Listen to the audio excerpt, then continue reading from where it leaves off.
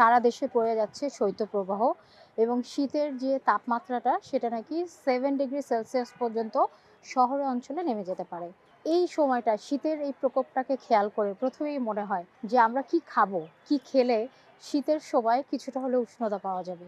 খুব simple ২-৩টা tips বলতে চাই পুষ্টিবিদ হিসেবে, যেটা মনে রাখলে এই শীতের সময়টা ঠান্ডা কমানোর জন্য, শরীরকে উষ্ণ রাখার জন্য এবং পরিবারের সবাইকে ভালো রাখার জন্য উপকারে দিতে পারে। প্রথমেই হচ্ছে প্রচুর পরিমাণে জলীয় পানীয় খেতে হবে। কারণ হচ্ছে এই সময় আমাদের পানি খাওয়ার যে পিপাসা, সেই পিপাসাটা কমে যায়। যার ফলে আমাদের কিন্তু শরীরে ডিহাইড্রেশন হওয়ার সম্ভাবনা থাকে। আমাদের শরীরকে রিহাইড্রেটেড রাখার জন্য পানি, তরল জাতীয় খাবার এবং চিকেন স্যুপ এই সময় খুবই কার্যকর। চিকেন স্যুপ একই সাথে যেমন আপনার শরীরে উষ্ণতা দিবে এবং তার সাথে শরীরটাকে ভালো রাখতে, একটা ওয়ার্ম ফিলিং দিতে, ফার্স্ট ক্লাস প্রোটিন পেতে, শরীরের রোগ প্রতিরোধ ক্ষমতা বাড়াতে হেল্প করবে। শীতের যে সবজিগুলো ফুলকপি, বাঁধাকপি এবং গাজর, বিটরুট, মিষ্টি আলু, এই সবগুলোই কিন্তু হচ্ছে আপনার শরীরের উষ্ণতা বাড়াতে সাহায্য করে।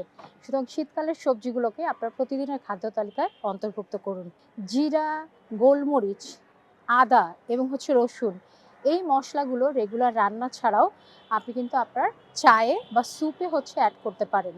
চায়ে যদি আদা, দারচিনি, গোলমরিচ অ্যাড করে খান এবং একই সাথে যে স্যুপটা বানানো হয় সন্ধ্যায়, যে হেলদি স্ন্যাক্সটা, বিকালের যে হেলদি স্ন্যাক, সেটা যদি চিকেন স্যুপের সাথে এই গোলমরিচ, আদা এগুলো অ্যাড করা হয়, কিছু সবজি দেওয়া হয় যেগুলো আপনার এই সময়ের উষ্ণতাকে বজায় রাখতে সাহায্য করবে। Last but not the least, মধু এবং খেজুর, একই সাথে বাদাম, এই ৩টা সুপার ফুডই কিন্তু আপনার শরীরের উষ্ণতাকে বাড়াতে সাহায্য করে, রোগ প্রতিরোধ ক্ষমতা বাড়াতে সাহায্য করে, শীতের সময় আপনার ঠান্ডা লাগার প্রবণতা কমিয়ে দেয়। সুতরাং প্রতিদিন একবার করে হলেও মধু, একটা খেজুর, ১ থেকে ২টা খেজুর এবং হচ্ছে বাদাম ১ থেকে ২ বার, খুব অল্প পরিমাণে। বাদামের কথা আমরা বলি যে ৫ আঙ্গুল দিয়ে যতটুকু বাদাম উঠবে এই ১ পোর্শন সাইজ, সেটা আপনার কাঠবাদাম হতে পারে, পেস্তা বাদাম হতে পারে, আখরোট হতে পারে, যে কোনো বাদামই এই সময় আপনার শরীরের উষ্ণতা বাড়াতে সাহায্য করবে।